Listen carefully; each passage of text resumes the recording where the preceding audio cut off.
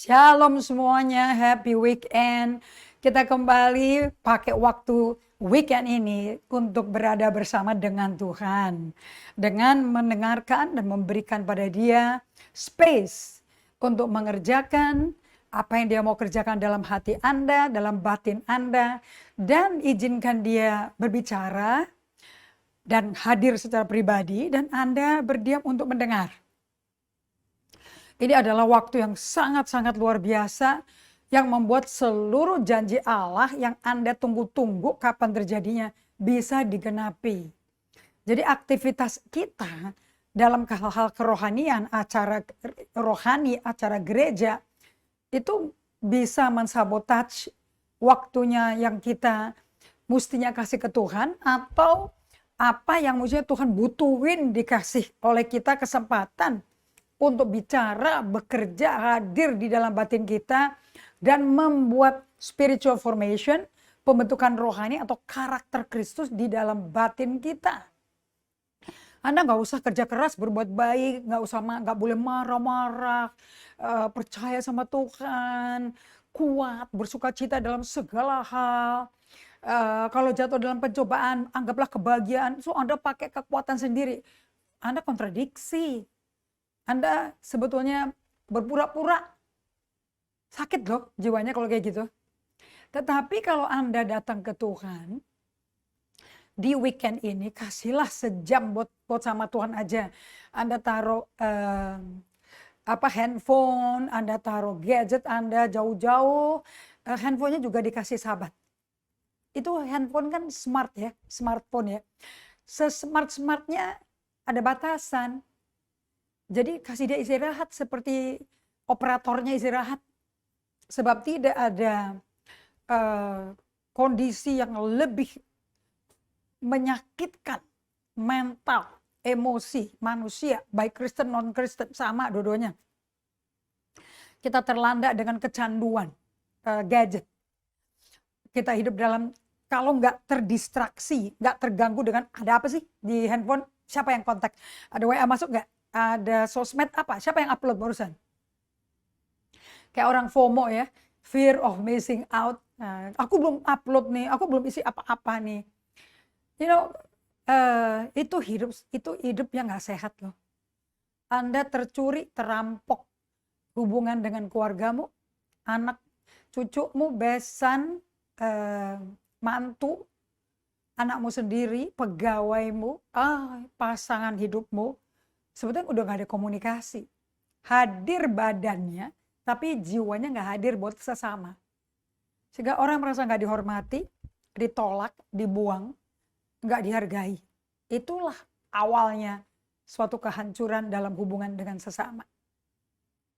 Berapa dari Anda tahu sebelum kita bertobat, sebelum kita dipanggil Tuhan Yesus untuk menjadi anaknya, lahir baru, bertobat, berapa dari Anda tahu Anda punya masalah dalam keluargamu? Anda cekcok, Anda ribut di rumah, biasa lihat orang tua berantem, anak bohong, kabur, diem-diem, melakukan hal yang di belakang orang tua, diem-diem ngerokok, diem-diem coba-coba minum-minuman keras, tapi di depan orang tua baik-baik, apalagi kalau perkumpulan keluarga baik-baik, tapi munafik. Dan kalau sampai ketangkep basah akan dihukum. Setelah itu akan didakwa pagi siang malam, dituduh sebagai pembangkang, pemberontak, penipu, dan bertahun-tahun hidup dengan julukan-julukan itu. Sehingga Anda nggak tahan, Anda kabur. Atau buru-buru selesai kuliah, cepat cari kerjaan dan pindah rumah, cari kos. Sebetulnya itu cop out ya, untuk melarikan diri dari disinggung-singgung, diusik-usik dengan dipertanyakan apa benar hidup lu sehari-hari. Gak ada yang ditanya, udah bukan gaji, bukan kerjaan, bukan hasil akademis lulusannya gimana, tapi kehidupan pribadimu. Ini yang membuat rusak hubungan orang tua dan anak, kakak dan adik, bahkan sama teman-teman kalau sudah bergereja. Bagi yang belum bergereja, ya merasa lebih benar, berhak kayaknya. Tapi setelah Anda lahir baru, diundang Yesus, Yesus datang sendiri untuk nyelamatin Anda dari hidup terbelenggu dalam dosa dan kuasa kegelapan, Anda udah gak kuat lagi, Yesus panggil Anda responi, Anda ngalami hidup baru. Berapa dari Anda setelah 10 tahun jadi Kristen, terulang lagi hubungan dengan sesama saudara Kristen. Terjadi konflik, mengata-ngatai, menghakimi, menghukum, mendakwa satu sama lain, gosip. Bukankah itu ada semua di dalam komsel, di dalam kumpulan gereja mingguan, aktivitas apapun. Jadi kita lihat pertumbuhan orang-orang yang hadir sibuk di acara-acara gereja nggak beda banyak sama yang di luar yang nggak bergereja. Nah, pelajaran ini membawa kita kepada kesadaran itu. Apa kita nggak ada bedanya sama yang kita takuti? Apa kita lakukan yang sama? Pada waktu kita sadar dan insaf, karena Roh Kudus sayang sama kita, pasti diinsafkan. Dosa itu pasti diinsafin Roh Kudus karena Tuhan nggak mau kehilangan kita. Terlalu sayang sama kita. Tapi dia juga minta kita sayang dia balik dong. Tanpa harus kerja keras banting tulang. Hanya ada dan hadir buat dia. So saya minta di Sabtu pagi ini, Anda hadir dong buat Tuhan. Hadir buat perkataannya. Udah nggak usah sibuk-sibuk. Acara ini, duduk aja di kakinya dia kayak Maria. Kita akan dilepaskan dari kehidupan cemas, kehidupan frustrasi, marah-marah, mudah teriritasi seperti Marta. Dan kita menjadi seperti saudaranya Marta, Maria.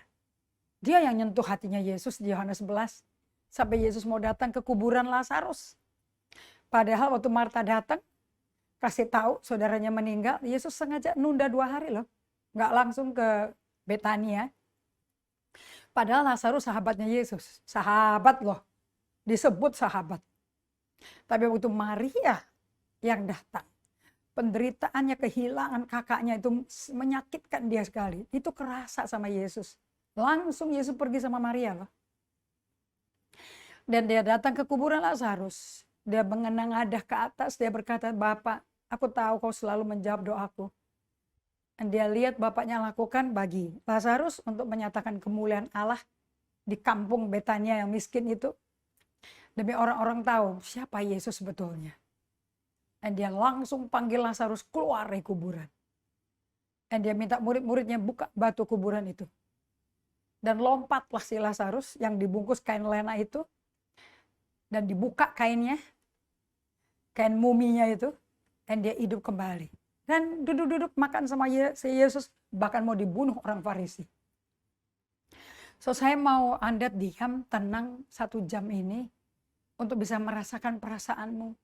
Apakah yang gejolak di jiwamu kerasa atau diabaikan?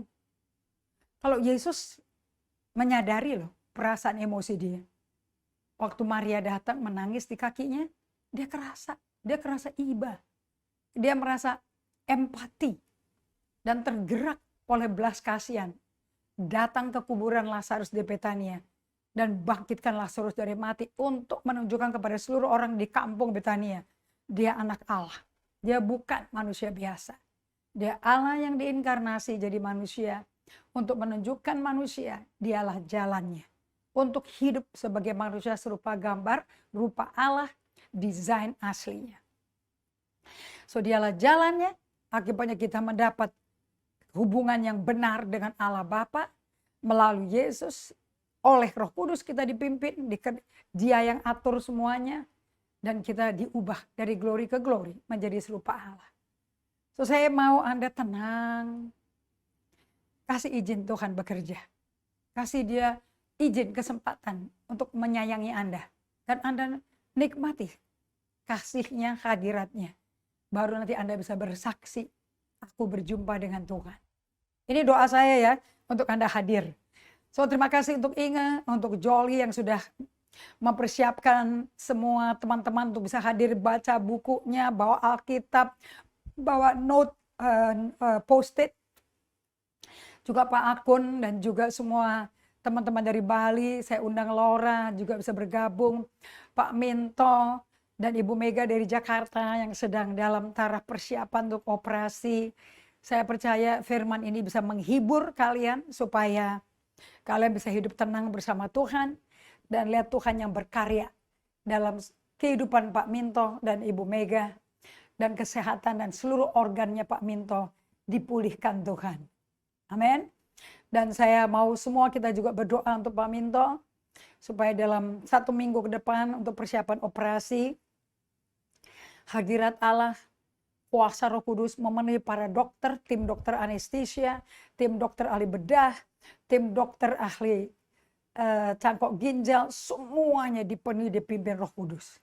Ada amin. Dan kita semua teman-teman anggota keluarga Yesus yang baru dari Pak Minto berdoa, mendukung, mengangkat hidup Pak Minto sebagai persembahan yang hidup, ibadah yang sejati kepada Allah.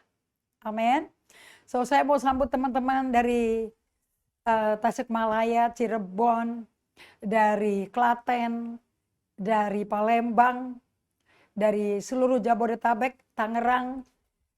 Thank you Fafa. Terima kasih untuk semua jemaat di BSD Al-Sud. Anda sungguh-sungguh spesial di hadapan Tuhan. Kasih setiamu Tuhan kekal, nyata bagi Sugi dan Ira, Maria Lestari dan Pak Santo, Papa, Liberty dan Sarah Sitompul, Pardede, semua keluarga spesial ini beserta kita semua yang ada di Bali saat ini. Nanti siang jam 2 sampai jam 4 di Hotel Santika kita akan berkumpul bersama-sama, beribadah sama-sama untuk belajar. Kenapa kita mesti melakukan self-care? Kenapa kita mesti peduli?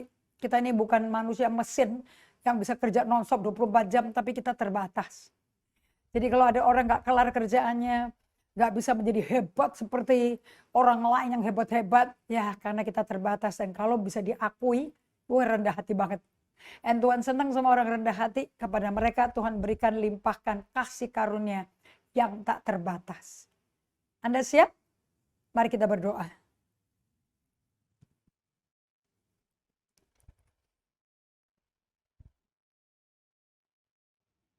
Bapa Surgawi, kami datang ke hadapan-Mu.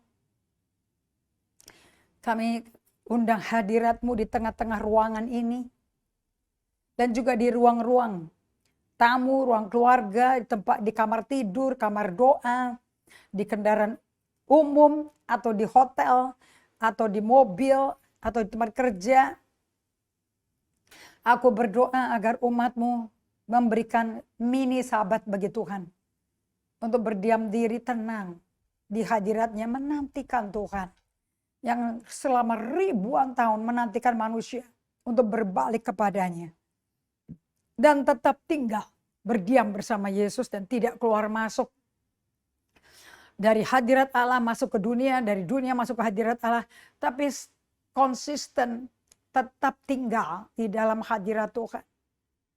Setiap harinya. Aku minta Roh Kudus pimpin kami. Tuntun kami.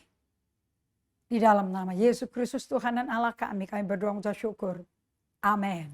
Saya juga mau sampaikan doa bagi Ibu Foni, Pak Dodi, Angela. Aku berdoa agar Ibu Foni dijaga Roh Kudus. Malaikat Tuhan memagari Ibu Foni dan diberikan kondisi kesehatan yang prima sesuai 3 Yohanes 1 ayat 2. Saya berdoa agar engkau baik-baik dalam segala hal, sehat-sehat dalam segala sesuatu, sama seperti jiwamu baik-baik. Ada amin? So kalau emosi kita sehat, jiwa baik-baik. Akibatnya fisiknya sehat, inteleknya jernih, hubungan sosialnya sehat, di mana Anda menjadi kado bagi orang lain. Amin? Kita sampai ke karunia ketiga dari 7 tanda. Kita sampai tanda ketiga. Bahwa Anda dan saya dipersiapkan untuk menjadi murid Kristus yang alkitabiah. Oke, kita nggak ikut sistem dunia, pendapat dunia, negara tertentu. Kita ikut kerajaan Allah. Nomor 1 tandanya Anda berada bersama Tuhan. Lebih daripada Anda sibuk melakukan kerjaan buat Tuhan. Nomor 2, Anda mengikuti Yesus yang disalibkan, bukan Yesus gaya budaya negara barat. Oke, yang semuanya untuk convenience, untuk kenyamanan. Hidup dengan Tuhan tuh enak, gak ada susah, gak ada penderitaan. Salah. Barang siapa, Lukas 9 ayat 23, mau ikut aku, Yesus berkata harus sangkal diri. Gak bisa ngikutin nafsunya. pikul salib, mati daging. Hanya satu jalan, mati daging. Baru Anda bisa datang ke Tuhan Yesus, baru bisa ikut pimpinan Dia. So, penderitaan dan sakit itu udah normal di budaya kerajaan sorga. Oke? Dan kerajaan sorga sesuai budaya Yahudi, itu bukan mengenai sorga loh. Karena di dalam doa, bagaimana berdoa, Yesus ajarkan. Datanglah kerajaanmu, jadilah kehendakmu. Di mana Bapak Ibu sekalian? Di bumi seperti di surga. Jadi sekarang, detik ini, waktu Anda terima Yesus sebagai juru selamat satu-satunya jiwa Anda. Dan Tuhan Anda, detik itu kerajaan surga udah deket, udah datang. Ada amin? Oke, nah kerajaan bukan kerajaan kalau ada di negaranya sendiri. Kerajaan ya mestinya sebagai duta besar kerajaan. Jadi kita ini duta besar kerajaan Allah.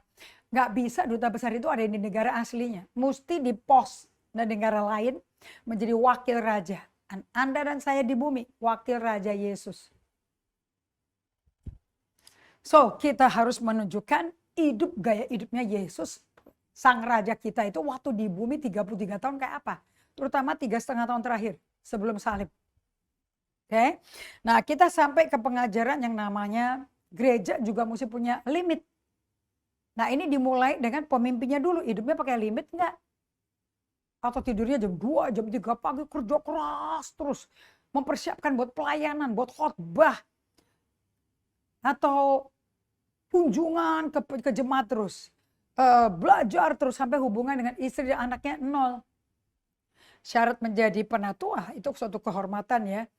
Di mana Anda dihormati, disegani oleh satu istri dan anak-anak Anda. Kalau itu nggak terjadi di rumah, dikatakan rumah tanggamu sendiri segitu kecil ya kamu nggak bisa urus, apalagi jemaat yang diurus.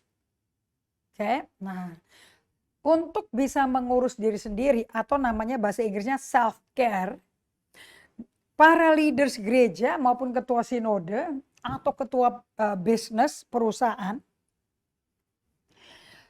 dibutuhkan secara mutlak seorang pendiri, pemimpin atau gembala gereja lokal. Demi kesehatan gereja lokalnya, Anda perhatikan bagaimana Anda rawat dirimu sendiri.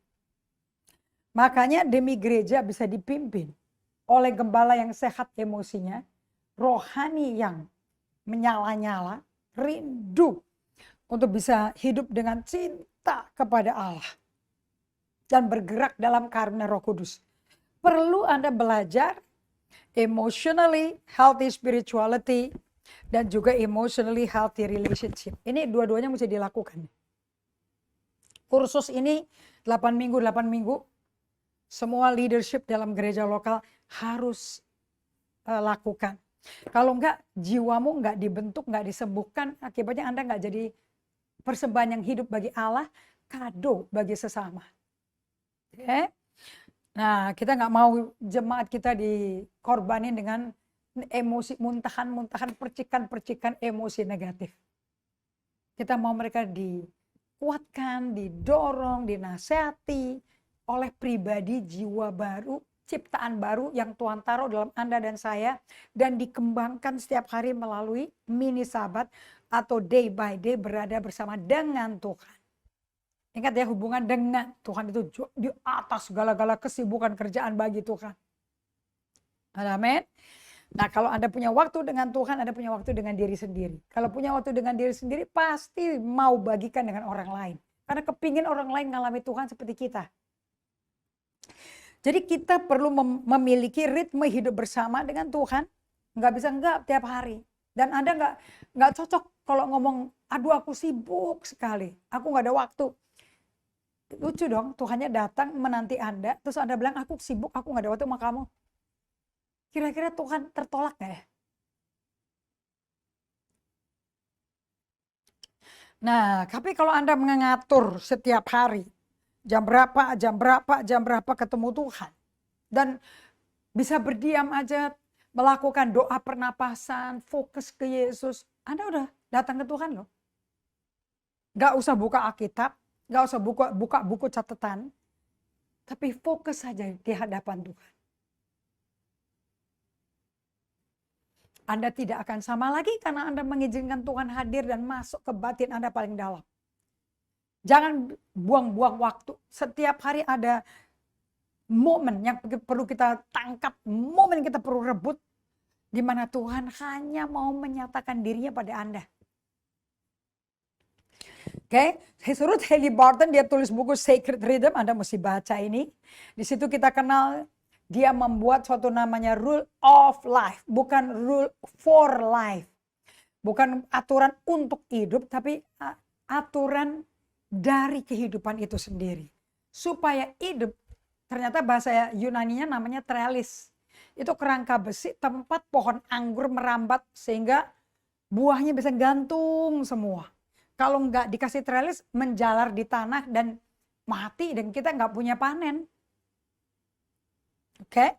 Nah, rule of life ini terdiri dari 2, kita udah bagikan hari Rabu kemarin. Memelihara Sabat, ini yang 24 jam satu hari tidak ngurusin kerjaan. Yang dari mana Anda terima gaji. Nah, itu per minggu 24 jam berhenti bekerja total seperti Allah di Kejadian 2 ayat 2 dan 3.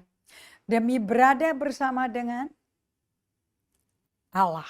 Yang kedua, berkomitmen dong untuk jeda, untuk ambil waktu pause, di mana Anda lakukan daily office. Ada 2, cuman 2, powerful, dalam sekali.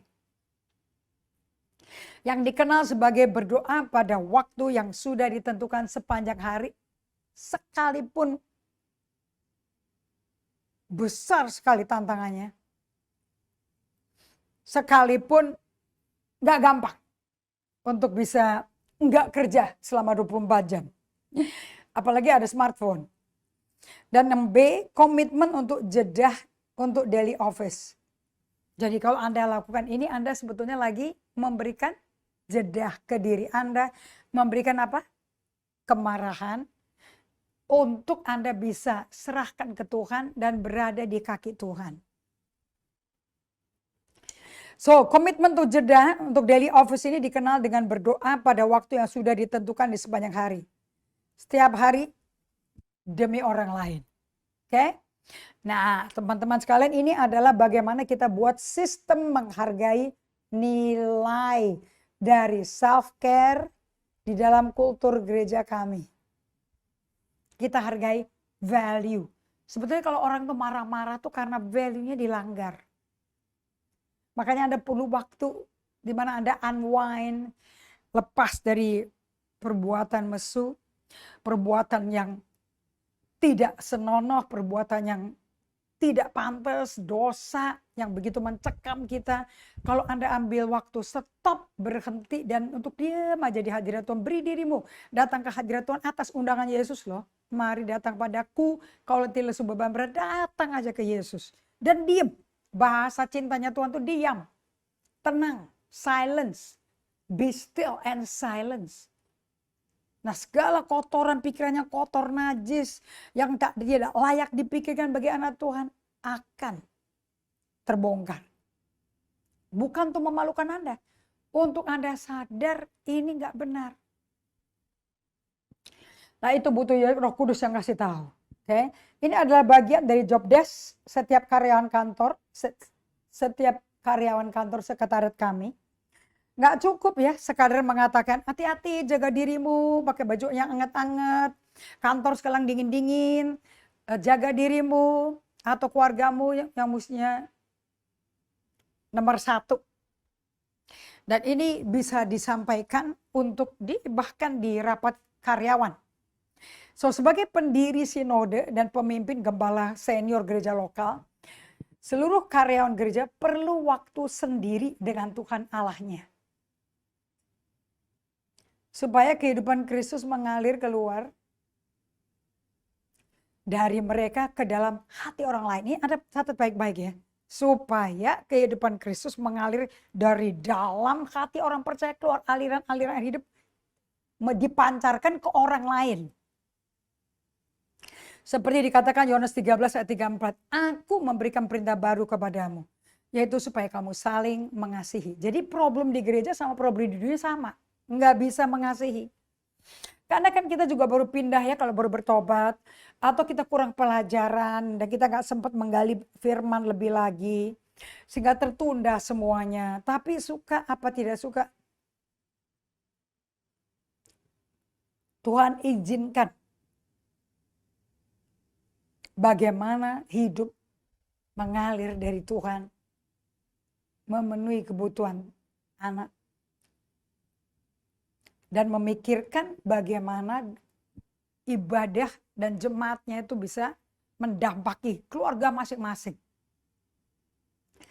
Perintah baru kuberikan padamu supaya kamu saling mengasihi. Ini hal yang serius ya. Sama seperti aku telah mengasihi kamu, demikian pula dong kamu harus saling mengasihi. Dengan demikian semua orang akan tahu bahwa kamu adalah murid-muridku jikalau kamu saling mengasihi. Jadi ada tanda-tanda murid Kristus ya. Bukan jago khotbah. Bukan jago menanam pos PI baru. Tetapi mengasihi sesama. Nah, hukumnya di ayat 37 Matius 22.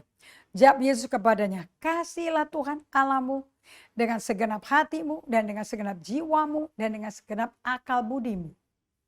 Itulah hukum yang terutama dan yang pertama. Yang menarik dong, ayat 39. Dan hukum yang kedua, yang sama dengan yang pertama, ialah kasihlah sesama manusia seperti dirimu sendiri. Apakah Anda sadar itu? Maksudnya apa ya? Tuhan ngomong kasihlah sesamamu seperti kau mengasihi dirimu sendiri. Anda udah mengasihi diri sendiri. Bentuknya, wujudnya apa?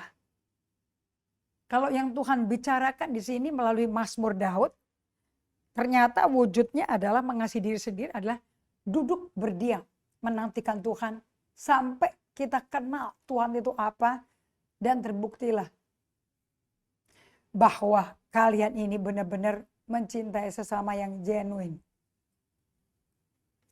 Jadi self-care itu aktualisasi dari kasihilah sesamamu seperti kamu mengasihi diri sendiri. Itu self-care. Bukan me time loh ya. Beda. Dan pada waktu kita mampu menolong, menjaga diri kita sendiri.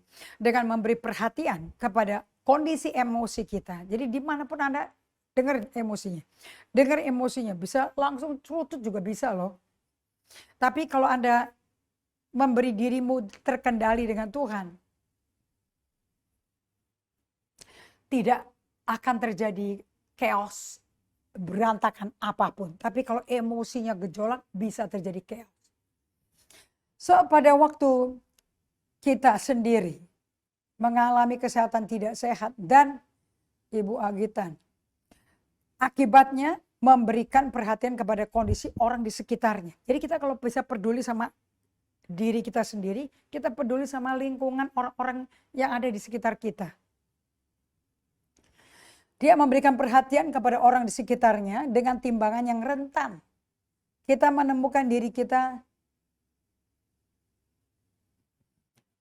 begitu tertanam dengan berakar amat dalam di dalam Tuhan Allah kita. Sampai kepada aktivitas kita bagi Dia dimulai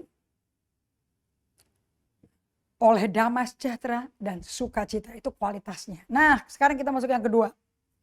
Kita mesti bikin ini jadi budaya di gereja kita. Set limits on invasive people. Nah, di dalam tubuh Kristus gak ada ya orang yang semua langsung datang lahir baru, bertobat, dibaptis Islam, berbahasa roh, dibaptis Roh Kudus, terus sempurna. Udah gak ada lagi tuh traces masa lampau. Salah. Kalau memang udah gak ada lagi, ngapain Anda mesti mengasihi sesama seperti Anda mengasihi dirimu sendiri? Kalau gak ada lagi, ya udah makasihlah sesama, ya udah titik.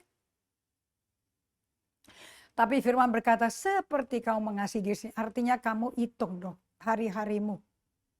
Hari-hari saya merayakan mentor saya ulang tahun. Nah, pada waktu saya berdiam merenungkan apa yang dia perankan dalam hidupku. Kegelisahannya melampaui akal budi, tercetus. Nah, pada waktu saya bertemu, ternyata banyak dari kita yang burn out. Kenapa tuh burn out? Karena kita nggak tarik batasan bagi kita dan Di dunia ini, di gereja itu nggak ada orang yang pribadinya sama semua. Diem aja nggak berkutik, nggak nanya, hadir pulang, bisa nggak ada komunikasi loh. Untuk Anda berada di tengah-tengah mereka, ada orang yang tidak pernah istirahat karena takut investasinya gagal. Tapi Anda butuh berada bersama Tuhan. Supaya Anda bisa diinfus, diisi sama Tuhan hadiratnya.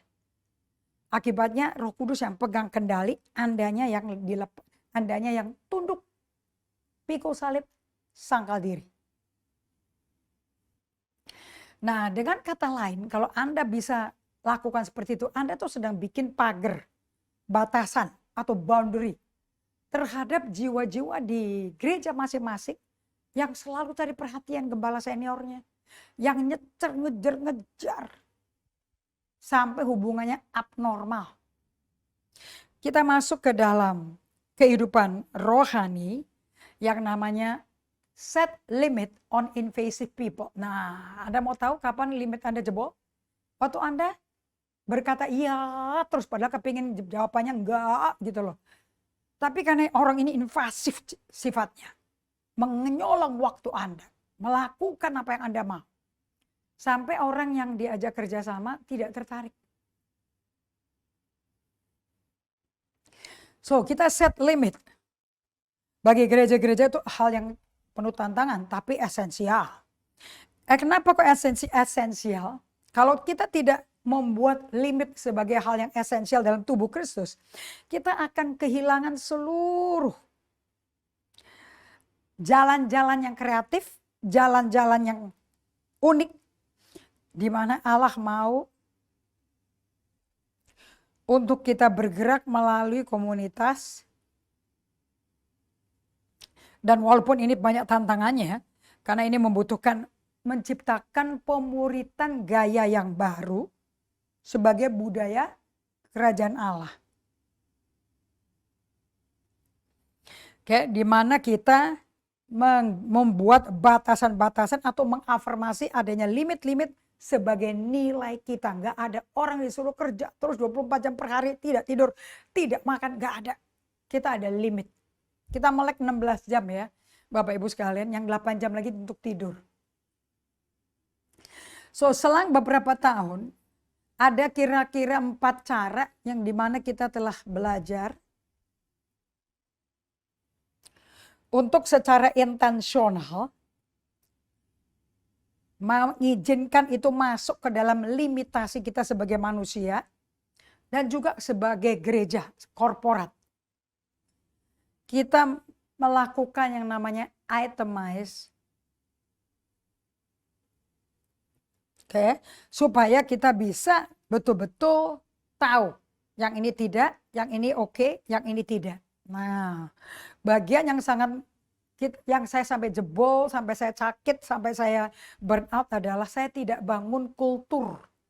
Saya nggak ciptakan kultur saling mengasihi dan saling menghormati satu sama lain untuk setiap pribadi yang di dalam komunitasnya Tuhan. Untuk itu tugas utama dari setiap pemimpin adalah untuk redefine. Coba mendefinisikan ulang dong nilai-nilai dari kultur mereka dan boundaries dari perilaku yang dapat diterima dan tidak dapat diterima. Apa yang bisa diterima, apa yang nggak bisa diterima. Ini suatu keahlian yang Anda mesti latihan. Nah, ini di dalam setiap kantor sekretariat dari gereja lokal atau kantor sinode perlu training limit dan boundary. Juga termasuk reparenting orang-orang yang invasif. Jadi ada aja yang mengganggu Anda, yang nerobos tanpa janji, langsung ngomong, sampai Anda butuh waktu untuk tenang sebentar karena datanya banyak benar korban daripada orang-orang yang tidak tahu batasan, tidak tahu diri, dan nggak tahu waktu. Nah, ini bisa terjadi antara anak Anda dan Anda.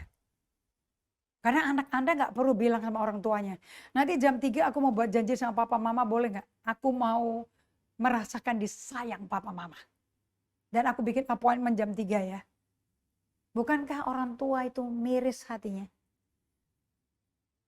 Oke, bahwa sampai harus ngemis dan buktikan prestasi kerja baru layak. Kalau Anda seperti ini, Anda mesti latihan untuk mini sahabat dan sahabat. Ini mini sahabat, dan di halaman 8 buku ini kita belajar apa itu sahabat. Ritme sahabat itu kayak apa sih seperti Tuhan. Oke, Anda bisa isi pertanyaan-pertanyaannya supaya kita ngetes, kita ngerti enggak gitu loh. Nah, ada orang-orang kayak gini nih di gereja. Yaitu orang-orang yang ambil ruang hidup Anda atau total perhatian Anda disedot sama dia. Sehingga orang lain dikorbanin. Kalau kita mau diskusi, jawabannya nomor 1, paling keras, paling panjang, bahkan mesti di stop untuk kasih kesempatan yang lain bisa ngomong. Nah ini orang invasif namanya. Kita kalau mengatur limit, itu untuk menyelamatkan jiwa kita dari terlalu overwhelmed, dikuasai, dipenuhi sama urusan orang lain, sampai kita lupa tanggung jawab di jam itu tuh apa, sehingga kehidupan kita capek dan gak kelar. Gara-gara gak bisa ngomong tidak kepada orang yang sifatnya invasif, intruder. Orang yang gak tahu batasan. Hatinya baik, tapi salah, tapi tidak tahu limit sama sekali. Nomor 2, orang-orang yang nggak memberi kesempatan bagi orang lain untuk mengekspresikan diri mereka. Nomor 3, mereka yang merusak kehidupan komunitas dengan cara pendekatan ke situasi-situasi orang-orang lain, dengan cara yang kasar, seenaknya sendiri, sama sekali nggak alkitabiah. Orang invasif itu orang yang pada waktu momen-momen dimuridkan, sehingga itu sebetulnya berguna bagi mereka ya, dan komunitas kita, mereka nggak peduli sama sekali. So, contoh kasus manusia invasif yang ringan ya.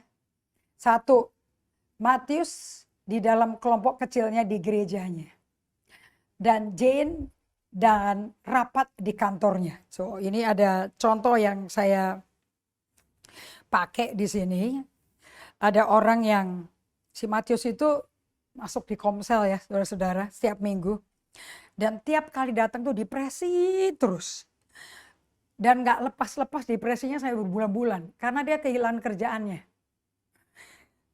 Padahal dia udah kerja di perusahaan itu 25 tahun.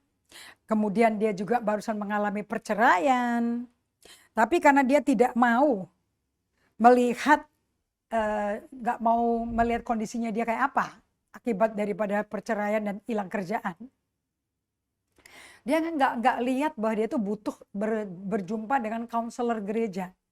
Konselor ini konselor certified ya, bukan konseling biasa-biasa curhat didoain kelar loh. Oke. Dan dia nggak mau menemukan bertemu dengan spiritual director, konselor yang certified, nggak mau sama sekali. Oke, dia nggak mau, takut diomongin. Dia nggak mau ketemu terapi, seorang terapis yang bisa memberikan perhatian yang fokus, yang khusus buat dia, bisa melayani dia nggak mau sama sekali. Yang dia pakai perasaan frustrasi setiap minggu datang ke Komsel itu dibawa terus ke dalam pertemuan sampai Komselnya beberapa waktu tuh ikut down, ikut jadi lesu, ikut jadi kacau semua rencana diskusinya. Karena di dalam pertemuan itu selalu dia komplain, dia ngeluh sakit, dia ngeluh sekarang kesepian, dia ngeluh. Sehingga seluruh kelompok sel itu terseret dengan kebutuhan dia pribadi. Oke, akibatnya pemimpinnya kalau nggak ada limit dengan member seperti Matius ini, ya agak repot ya, akan kacau komselnya, nggak sampai goal pemuritan yang Tuhan telah tetapkan. So, core timnya, ketua selnya mesti berani ngajak dia, tipe orang kayak Matt begini, untuk tidak sayang diri, mental korban, ditemukan secara pribadi setelah Komsel selesai dan ditemani, dianjurkan untuk dinasehati secara pelan-pelan sambil empati untuk bisa datang ketemu konselor dan terapi rohani. Oke, kalau si Jane itu kalau datang ke pertemuan komsel selalu setengah jam telat. Dan nanti lari-lari tergopoh-gopoh ngos-ngosan gitu loh. Dan ini berlangsung tahunan. Kalau rapat di kantor juga sama seperti itu. Dan ngos-ngosan juga. Terus dia ketawa-tawa sendiri, padahal orang tuh udah sebel gitu loh sama dia. Tapi dia tetap gak sadar diri kalau dia tuh mempengaruhi emosi seluruh orang yang hadir di rapat itu. Di kantor maupun di komsel gerejanya. So untuk orang seperti ini ketua selnya mesti dengan kasih. Kasih itu kadang-kadang tough ya. Untuk bisa ngomong empat mata, ajak dia ngopi, ketemu di luar, kenalan secara pribadi. Apa yang membuat dia kok bisa terlambat terus, sudah setahun lebih. Ternyata di kantor juga selalu terlambat untuk rapat. Nah, coba dijelaskan apa. Mungkin ada sesuatu yang dia perlu ketahui dan Anda bantu dia menemukannya.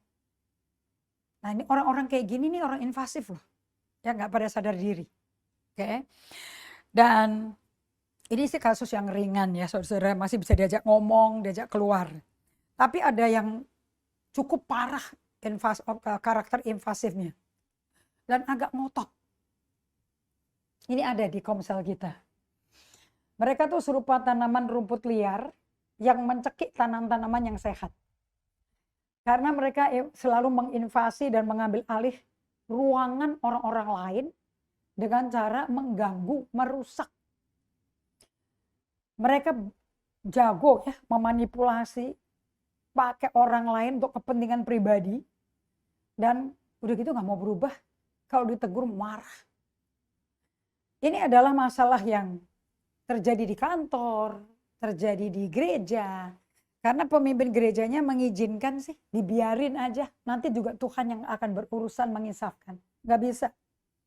Di gereja mereka diizinkan untuk ngatur agenda dan melatih memakai kekuasaan di belakang layar.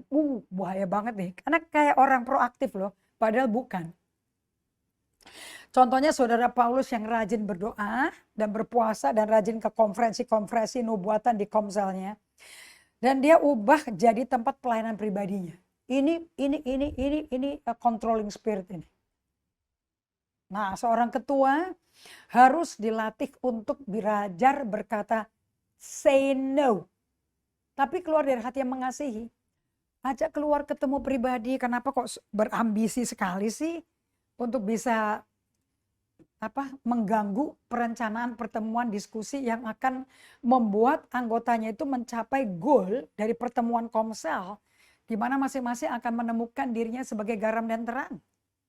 Untuk dimuridkan Yesus kok jadi gagal semua gara-gara dia praktekin karunia nubuat gimana, Roh Kudus kalau bekerja bagaimana yang irrelevan. Nah, supaya dia tidak tertolak dan pahit, kita ajak ketemu pribadi.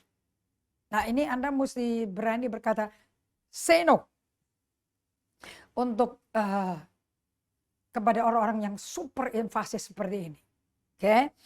Nah kita kalau bisa belajar nomor 3, tanda ketiga dari seorang pemimpin yang sehat emosi. Kita berani memberikan kepada orang-orang member kita freedom to say no. Kita pun punya freedom to say no. Memerdekakan sekali. Gak harus yes ma'am terus. Ya bapak, ya ibu terserah asal jangan keluar gereja. Gak bisa. Tapi goalnya kacau. Oke. Saya belajar dari Peter Scazzero. Dia belajar untuk memberikan pengajaran kepada anggota gerejanya dia. Bagaimana beroperasi di dalam karunia Roh Kudus. Ada 9 kan karunia Roh Kudus. Dan juga mendorong mereka melayani satu sama lain. Oke. Dengan karunia Roh Kudus yang betul-betul manifest dalam kehidupan member itu. Supaya jangan takut. Tapi bagaimana say no untuk bisa tahu lingkup pelayanannya sejauh mana di dalam komsel itu atau di pertemuan hari Minggu. Dan jangan kasih dia kebebasan total. Karena seorang nabi itu karunia nubuatan itu tunduk pada nabinya. 1 Korintus 14 katakan itu. Kayak satu sisi kita dorong, satu sisi juga tidak bisa membiarkan mereka invasif. Oke. Dan pada waktu mereka latihan karunia Roh Kudus, kalau ada orang yang terus nempel-nempel sama mereka, minta didoakan terus, dinubuatin terus, Anda bisa ajarkan sebagai counselor, sebagai leader, pastor, kepada member yang betul-betul berkembang, bertumbuh dalam karunia Roh Kudus, untuk say no dan tidak membuat dirinya sebagai pusat perhatian seluruh jemaat karena itu, dan dilarang keras membangun kerajaan sendiri di dalam kerajaan Allah. Nggak bisa bangun bisnis dalam bisnis. Nggak bisa bangun kerajaan dalam kerajaan. Oke. Nah, kita sangat bersyukur dan bisa merayakan orang-orang yang punya keberanian karena kasih melenyapkan segala ketakutan. Takut sama orang. Dan orang yang punya courage untuk say no, kita perlu sambut dan kita perlu rayakan. Kenapa kok kita bisa berkata no kepada orang yang minta didoakan, dinubuatin? Sebab kita terbatas. Jawabannya cuma itu. Gak ada yang lain. Kita gak bisa kerja nonstop dan kadang-kadang kita bisa ladeni semua orang tanpa batas. Saking excitednya, Roh Kudus karunianya bekerja luar biasa. Remember, we are limited. Ada tanggung jawab lain di dalam organisasi gereja, dalam keluargamu sendiri. Gak bisa kita hidup cuma di gereja, terus lantarkan keluarga. Wah, nggak cocok dong dengan 1 Timotius 3, 1-8. Syarat seorang penatua dan diaken. Harus disegani sama istri dan anaknya. Oke. Nomor 4. Kita perlu memodelkan dan mengajar healthy boundaries. Batasan-batasan yang sehat. Nah, saya pelajari di sini bagus sekali ya. Ternyata penghancur pertama kali boundary yang Tuhan bikin di manusia. Jadi awalnya Tuhan udah bikin boundary loh kepada Adam. Manusia pertama dan ke istrinya, jelas itu ada di Kejadian 2 ayat 15-17. Ya, kita baca ya. Tuhan Allah mengambil manusia itu dan menempatkannya dalam Taman Eden untuk mengusahakan dan memelihara taman itu. Jadi manajemen pemeliharaan Taman Eden di tangan manusia full. Berarti manusia punya kuasa. Lalu Tuhan Allah memberi perintah ini kepada manusia. Perintah itu batasan yang dia mesti hormati dan tunduk. Semua pohon dalam taman ini boleh kau makan buahnya dengan bebas. Tetapi pohon pengetahuan tentang yang baik dan yang jahat itu, jangan kau makan buahnya. Sebab pada hari engkau memakannya, pasti engkau mati. Jadi Anda lihat di sini enggak? Di ayat 15 dia perintahkan, Tuhan perintahkan kepada Adam pertama, kelola, usahakan, pelihara Taman Eden ini.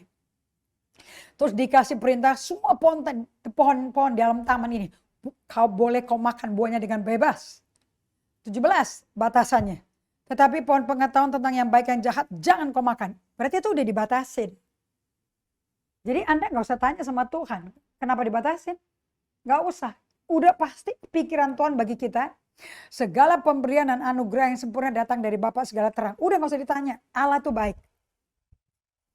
Itu yang dimainin sama iblis. Bener, niatnya baik. Kalau baik kenapa gak boleh dimakan? Tergodanya di situ. Jadi dosanya ada pertama kali apa? Melanggar batasan yang Allah tetapkan bagi mereka. Itu saja. Makanya tanda ketiga bahwa kita murid Kristus Alkitabiah, kita peluk bahwa kita ini orang ada batasannya. Boundary and limits. Ingat ya, saya udah bagikan hari Rabu ya. Yohanes Pembaptis itu manusia di Yohanes 3 yang 100% hidupnya itu sukses. Karena dia peluk batasan yang Allah berikan pada dia. Begitu Yesus Kristus dibaptis Sungai Yordan oleh dia. Langsung Yohanes Pembaptis berkata, biar aku berkurang-kurang dia bertambah-tambah. Karena aku diutus oleh Allah dengan suara berseru-seru di padang gurun sesuai nubuatan Yesaya. Dengan suara yang berseru-seru di padang gurun, siapkan jalan buat dia. Aku udah nyiapin. Aku udah kelar. So aku minggir. Sementara muridnya marah-marah. Karena murid-muridnya Yohanes sekarang pada ngikut Yesus. Jadi kehilangan dong. Kehilangan karisma, kehilangan pamor, kehilangan respek. Ada murid yang marah sekali. Dijelasin. Itu orang kalau bisa membaptis itu karunia dari atas, bukan dari dia sendiri. Jadi Yohanes Pembaptis menjelaskan Yesus itu bukan gila power loh, nggak ngerebut power siapapun. Di waktu Tuhan, di saatnya Tuhan, dengan cara Tuhan, dikasih kuasa untuk memimpin manusia di muka bumi. Menemukan dia sebagai jalan, hidup dengan kebenaran, dan hidup dalam hidup zoe-nya Tuhan. Dengan hubungan dengan Bapa yang tak terputuskan. So, kita lihat di Kejadian 3 ya, ayat 8-14. Ketika mereka mendengar, kalau Kejadian 3 udah hancur. Yang sempurna itu cuma Kejadian 1 dan 2, hubungan Allah dan manusia, manusia dengan Allah. Habis itu udah hancur. Kejadian 3 hancur deh. Hancurnya moral akhlak manusia. Nah, kita semua keturunan setelah hancur manusianya. Tapi kan ada Yesus Kristus, penebus dosa kita, Adam terakhir dan Adam yang dibangkitkan. Kita bisa beres kembali. Ketika mereka mendengar bunyi langkah Tuhan Allah yang berjalan-jalan dalam taman itu pada waktu hari sejuk. Allah tahu timing ya, dia cari hari sejuk yang nggak lagi kepanasan. Bersembunyilah manusia dan istrinya terhadap Tuhan Allah di antara pohon-pohon dalam taman. Kalau ada orang sembunyi itu intinya hatinya penuh ketakutan atau iman. Ketakutan, betul. Tetapi Tuhan Allah memanggil manusia itu dan berfirman kepadanya, "Di manakah engkau?" Secara fisik Allah tahu sih, dia ngumpet di mana tahu. Tapi secara rohani, Adam Hawa nggak tahu dia di mana terhadap Allah loh. Bahwa hubungannya udah putus. Ia menjawab, ketika aku mendengar bunyi bahwa engkau ada dalam taman ini, aku jadi takut. Ini kata takut pertama yang pernah muncul di Alkitab. Kejadian 1 ayat, Kejadian 3 ayat 10. Karena aku telanjang, sebab itu aku bersembunyi. Firman-Nya, langsung pertanyaannya nusuk batinnya loh. Siapakah yang memberitahukan kepadamu bahwa engkau telanjang? Udah langsung to the point aja. Apakah engkau makan dari buah pohon yang kularang, yang kubatasi, supaya engkau tidak makan? Manusia itu menjawab, perempuan yang kau tempatkan di sisiku, dia memberi dari buah pohon itu kepada aku. Maka ku makan. Kemudian berfirmanlah Tuhan Allah kepada perempuan itu. Apa yang telah kau perbuat ini? Dia perempuan itu, ular itu loh, ular. Yang memperdayakan aku. Maka ku makan. Lalu berfirmanlah Tuhan Allah kepada ular. Karena engkau berbuat demikian. Terkutuk engkau di antara segala ternak. Dan di antara segala binatang hutan. Dengan perutmu lah engkau akan menjalar. Dan debu tanahlah akan kau makan seumur hidupmu. Ayat 17. Lalu firman-Nya kepada manusia itu. Karena kau mendengarkan perkataan istrimu. Udah lupa ya perkataan Allah. Yang memberikan batasan yang nyelamatin dia. Dan kau makan dari buah pohon yang telah kuperintahkan kepadamu. Jangan makan daripadanya. Maka terkutuklah tanah. Karena engkau dengan bersusah payah engkau akan mencari rezekimu dari tanah seumur hidupmu. Semak duri, rumput duri yang akan dihasilkannya bagimu. Tumbuh-tumbuhan di padang akan jadi makananmu. Dengan berpeluh kau akan cari makananmu. Sampai engkau kembali lagi menjadi tanah. Karena dari situlah engkau diambil. Sebab engkau debu dan engkau akan kembali jadi debu. Manusia itu memberi nama Hawa kepada istrinya. Sebab dialah yang menjadi ibu semua yang hidup. Ayat 21. Dan Tuhan Allah, wah bagus sekali ini. Membuat pakaian dari kulit binatang untuk manusia dan untuk istrinya. Lalu mengenakannya kepada mereka. Sebelum dipakaikan kulit binatang berarti binatangnya dimatiin, disembelih, disisik dari dagingnya, tinggal kulitnya saja berarti banyak darah. Alias dosa hanya bisa dihapus dan ditutupi oleh darah. Dan tidak ada darah yang sempurna seperti darah anak domba Paskah, yaitu Yesus Kristus manusia sempurna yang tak ada dosa, tak ada cacat, tak ada berkerut, suci total. Nah, kalau manusia itu setelah setelah berontak dan tidak melanggar batasan yang Tuhan bikin, oh dia bikin cawat. Manusia tuh selalu nutup-nutupin kesalahan. Dan itu nggak diterima Tuhan loh cawatnya. Makanya Allah singkirkan, dikasih jubah menghapus dosa itu dari kulit binatang yang ada darahnya. Nah di ayat 22, berfirmanlah Tuhan Allah, sesungguhnya manusia telah menjadi sama loh seperti salah satu dari kita.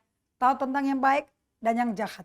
Maka sekarang jangan deh sampai ia mengulurkan tangannya dan mengambil pula dari buah pohon kehidupan itu dan memakannya sehingga ia hidup selama-lamanya dalam dosa loh. Tuhan Allah lalu mengusir dia dari Taman Eden, taman di mana Allah hadir, supaya ia mengusahakan tanah dari mana dia ambil. Udah deh, dari luar tanah tempat diambil, dipindahin Kejadian 2:15 ke Taman Eden, dikeluarin lagi ke tanah aslinya. Dia halau tuh manusia, dan di sebelah timur Taman Eden ditempatkannya beberapa kerum dan pedang yang menyala-nyala dan menyambar-nyambar untuk jaga jalan ke pohon kehidupan. Justru jalannya dijaga. Jalan itu Yesus kan. Itu dijaga dulu supaya Anda bersih dulu di luar dengan darah itu. Baru bisa masuk lagi. Nah, sejak Adam dan Hawa melabrak boundaries, breaking the boundaries, dan melabrak garis batasan dengan hubungannya dengan Tuhan Allah dan sesama, he crossed the line ya.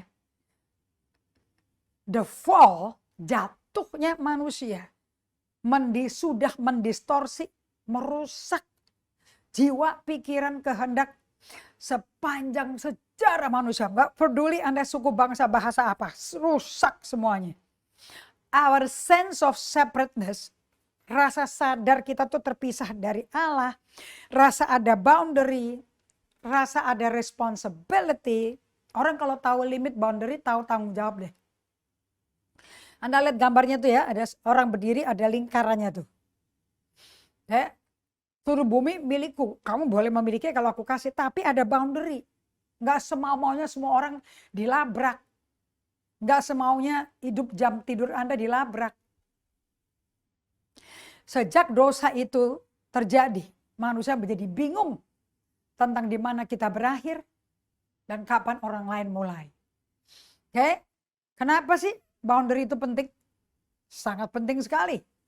Karena boundaries adalah ekspresi dari fakta bahwa aku ini adalah pribadi yang terpisah satu sama lain dari orang lain. Aku ini nggak nempel-nempel, nggak ada ikatan jiwa, nggak ada codependent, nggak ada. Aku manusia terpisah, aku unik, aku milik Allah, aku satu dengan Tuhan, tapi juga terpisah dengan Tuhan. Tapi aku satu dengan Tuhan. Anda bisa ngomong kayak gini kalau Anda punya proper boundaries. Dan saya tahu saya berboundary. Dan saya tahu siapa saya. Dan aku tidak bertanggung jawab untuk orang lain. Aku tanggung jawab untuk batasan diriku sendiri. Oke?